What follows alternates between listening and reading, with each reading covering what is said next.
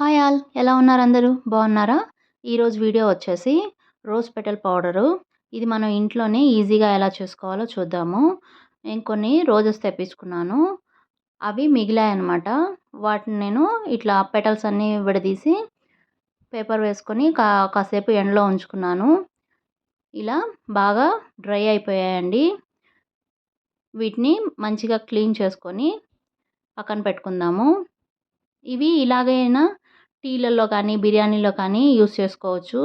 చాలా టేస్ట్గా ఉంటుంది. ఒకలా ఆ ఫ్లేవర్ ఎసెన్స్ అయితే వాటిలో వస్తుందన్నమాట. వీటిని మిక్సీ చేసుకొని ఇలా పౌడర్ చేసుకుందాము. ఇది మనం ఫేస్ ప్యాక్కి వాడుకోవచ్చు, లేదా ఆ పెటల్స్ని కొంచెం నానబెట్టుకున్నామంటే రోజ్ వాటర్ లాగా కూడా యూస్ చేసుకోవచ్చు. మనం డైలీ యూస్ చేసే సున్నిపిండి అంటారు కదా, బాత్ పౌడరు, దాంట్లో కూడా దీన్ని వేసి యూస్ చేసుకోవచ్చు. బాడీ మంచి స్క్రబ్బర్లా యూజ్ అవుతుంది. మంచి షైన్ వస్తుంది.